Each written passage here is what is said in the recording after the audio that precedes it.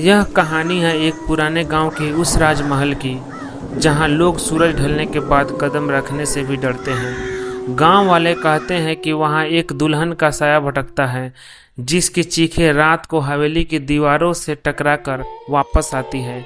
और आज कोई उस राजमहल की आखिरी रात देखने जा रहा है। अजय एक युवक हॉरर रिसर्च जिसे भूत प्रेत की कहानियां एक्सप्लोर करना पसंद है। गांव के कुछ लोग उसे रोकते हैं। बाबूजी, उस हवेली में मत जाइए, वहां रात को दुल्हन की हंसी गूंजती है। जिसने भी उसकी परछाई देखी कभी लौट कर नहीं आया। अजय मुस्कुराते हुए, भूत प्रेत जैसी कोई चीज नहीं होती। अगर सच में कुछ है तो मैं उसका सच दुनिया को दिखाऊंगा। अजय हवेली में घुसता है। कमरा रिकॉर्डर साथ लाया है। दरवाजा अपने आप चरमरा कर खुलता है। अंदर अंधेरा, टूटी खिड़कियां, हवा के झोंके। हवेली की दीवारों पर जाले लटके रहते हैं। टूटे हुए आईने में अजय की धुंधली परछाई दिख रही थी और हर कदम पर ऐसा लगता था जैसे कोई उसके पीछे चल रहा हो। अचानक सीढ़ियों से पायल की आवाज आती है। अजय रुक कर सुनता है। वह ऊपर चढ़ता है और एक पुरानी डायरी मिलती है। आज मेरी शादी है लेकिन मैं उस महल से नहीं निकल पाऊंगी। मेरे ही घर वाले मुझे मौत के हवाले कर रहे हैं। अगर कोई यह पढ़ रहा है तो जान लो मैं कभी भी यहीं रहूंगी। अचानक खिड़की अपने आप बंद हो जाती है। अंधेरे में दुल्हन की हंसी सुनाई देती है। अजय टॉर्च जलाता है पर सामने कोई नहीं। सीढ़ियों पर लाल चुनरी पड़ी है जैसे किसी ने खींचते खींचते छोड़ी हो।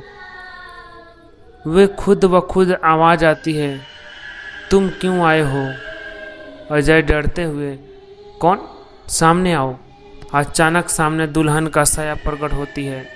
लंबा लाल लहंगा, चेहरा घूंघट में छिपा हुआ, आंखें चमक रही है। वह धीरे धीरे अजय की तरफ बढ़ती है। तुम भी मुझे छोड़ जाओगे जैसे सबने छोड़ा। हवेली के कमरे में दरवाजे खुद खुलने बंद होने लगते हैं। अजय भागने की कोशिश करता है लेकिन हर रास्ता बंद हो जाता है। अजय डायरी की आखिरी लाइन पढ़ता है, मेरी आत्मा तभी मुक्ति होगी जब कोई मेरी आखिरी रात मेरे साथ बिताएगा। दुल्हन अचानक अजय के सामने आकर घूंघट हटाती है। चेहरा सड़ा हुआ, आंखें खाली गड्ढों जैसी।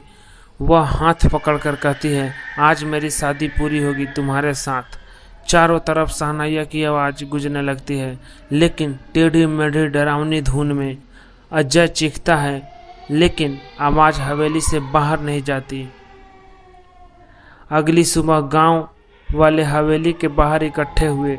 दरवाजा खुला था लेकिन अंदर अजय का कोई नामो निशान नहीं था।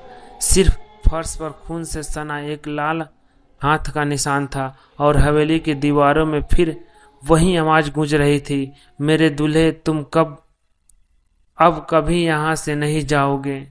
दोस्तों, आपको यह कहानी कैसी लगी? अगर अच्छी लगी हो तो वीडियो को लाइक करें, चैनल को सब्सक्राइब करें और कमेंट करें कि आपको किस प्रकार की कहानियाँ सुनना है। मैं वैसे ही कहानियाँ आपके लिए लाऊंगा।